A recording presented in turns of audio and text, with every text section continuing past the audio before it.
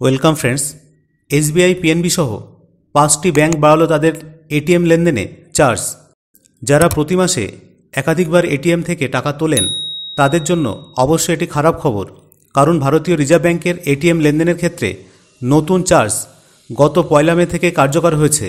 তবে জানা যাচ্ছে এটিএম থেকে টাকা তোলার ক্ষেত্রে এবার ফ্রি লেনদেনের সীমা পেরোলেই দিতে হবে বাড়তি চার্জ, আর সেই চার্জ আগের মতো 21 টাকা নয়, এবার প্রতি অতিরিক্ত লেনদেনের জন্য গুনতে হবে 23 টাকা।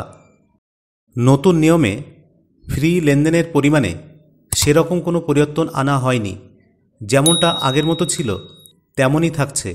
নিজের ব্যাংকের এটিএম থেকে প্রতি মাসে 5টি ফ্রি লেনদেন করা যাবে।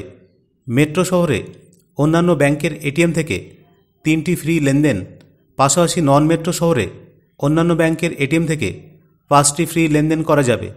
আর এই সুবিধা শুধুমাত্র সেভিংস অ্যাকাউন্টধারীদের জন্যই প্রযোজ্য হবে।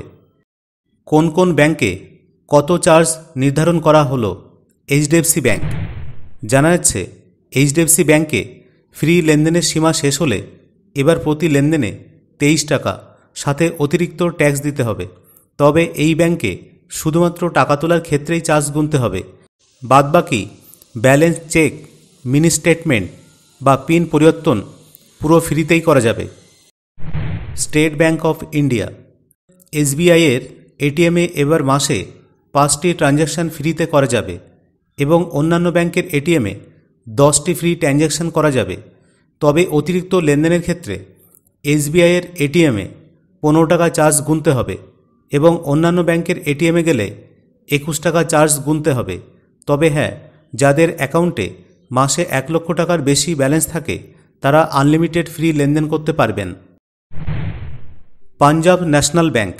পাঞ্জাব ন্যাশনাল ব্যাংক 9 মে 2025 থেকে যে নিয়ম কার্যকর করেছে তাতে অন্যান্য ব্যাংকের এটিএমে অতিরিক্ত টাকা তোলার জন্য 23 টাকা চার্জ গুনতে হবে এবং নন ফিনান্সিয়াল লেনদেনে 11 টাকা চার্জ গুনতে হবে।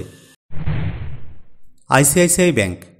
আইসিআইসিআই ব্যাংক প্রতি মাসে 5টি ফ্রিতে লেনদেন করতে দিচ্ছে, তবে তারপর প্রতিবার টাকা তোলার জন্য 21 টাকা এবং নন ফিনান্সিয়াল ট্রানজ্যাকশানের জন্য 8 টাকা 50 পয়সা চার্জ গুনতে হবে। IndusInd bank. ইন্দাসইন্ড ব্যাংক অন্যান্য ব্যাংকের এটিএমে অতিরিক্ত টাকা তোলার জন্য এবার প্রতি ট্রানজ্যাকশানে 23 টাকা করে চার্জ কেটে নিচ্ছে।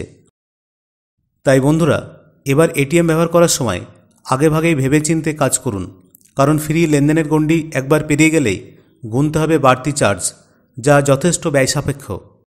যদি ভিডিওটি ইনফরমেটিভ মনে হয় তাহলে অবশ্যই লাইক ও কমেন্ট করবেন। ধন্যবাদ।